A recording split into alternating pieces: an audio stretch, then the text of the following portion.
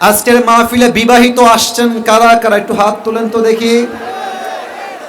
আচ্ছা আচ্ছা, হাত নামান, অনেকেই বিবাহিতরা আছেন। এবার যাদের বউটো কেউ নাই, সিঙ্গেলরা খুব কষ্টে আছো শীতকালে, তারা হাত তোলো।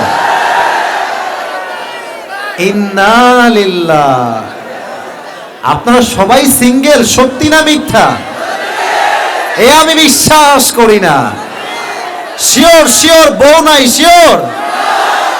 আমার আব্বা জানরা বোঝার ট্রাই করেন, যুবকদেরকে এই শীতকালে কম্বল দিয়ে নয়, বউদের যুবকদের শীত দূর করতে হবে। আমার মনে হয় প্রত্যেকটা বাবার উদ্যোগ নেওয়া উচিত, এই শীতকালে আমার ছেলেকে পড়ালেখার চাপ নয়, বিয়ের চাপ দেওয়া লাগবে যুবক ভাইরা। কারণ বিয়েটাই এমন জিনিস যে বিয়ের মাধ্যমে যুবকের চরিত্র নষ্ট হয়ে যাবে। যুবক ভাইরা আমার, আল্লাহ প্রত্যেকটা আব্বা জানদেরকে বোঝার তৌফিক দান করুক, দিল খুলে পড়া আমিন। আসলে আমার কলিজার টুকরা মায়েরা বোনেরা আজকের মাহফিলে এসেছেন। আমি বলবো মা হচ্ছে আমাদের হেল্পিং হ্যান্ড, মা হচ্ছে আমাদের right hand.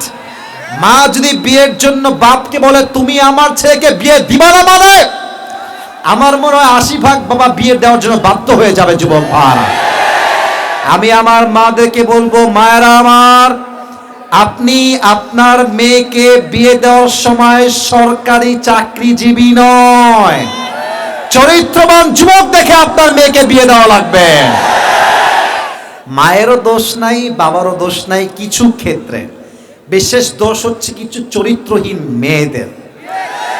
I don't measure everyone equally. আমি সব মেয়েকে এক পাল্লায় মাপি না।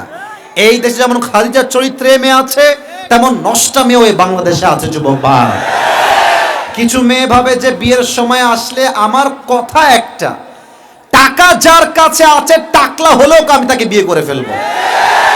সব মেয়েকে এক পাল্লায় মাপছি না, বাট কিছু মেয়ের চরিত্রের খারাপের জন্য হাজার যুবকের চরিত্র ইমান নষ্ট হয়ে যায়। আল্লাহ সেই মেয়েদেরকে বোঝার তৌফিক দান করুন, সকলেই দিল খুলে পড়া আমিন।